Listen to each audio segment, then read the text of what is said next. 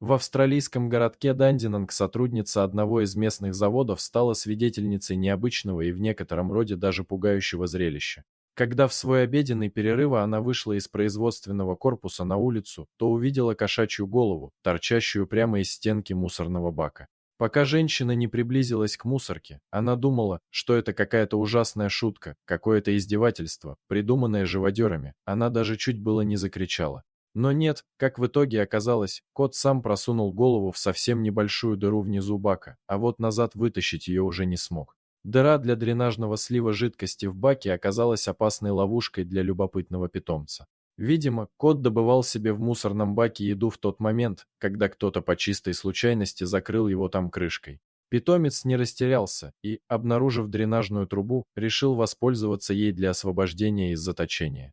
Однако эта затея с треском провалилась. Женщина сперва самостоятельно пыталась вызволить несчастного кота, потом подозвала коллег, и они проводили спасательную операцию все вместе.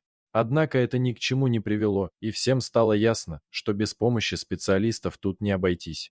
Но и людям с опытом вызволить плотно засевшего в трубе котика не удалось, пришлось идти на радикальные меры и резать металл. Через час питомец был, наконец, освобожден. Мало того, что бедняге пришлось с самого утра сидеть застрявшим там, так еще и в момент спасения над его головой сильно жужжала болгарка, которой пилили трубу. В общем, натерпелся пушистый.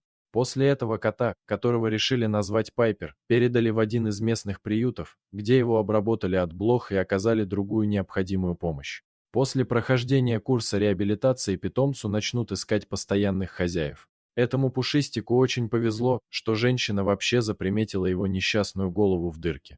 Так как мусорка стояла немного в стороне, то люди вполне могли этого и не заметить, и как в таком случае сложилась бы судьба Пайпера, неясно. Но хорошо-то, что хорошо кончается, и этот кот тоже рано или поздно обретет дом, а может и уже обрел.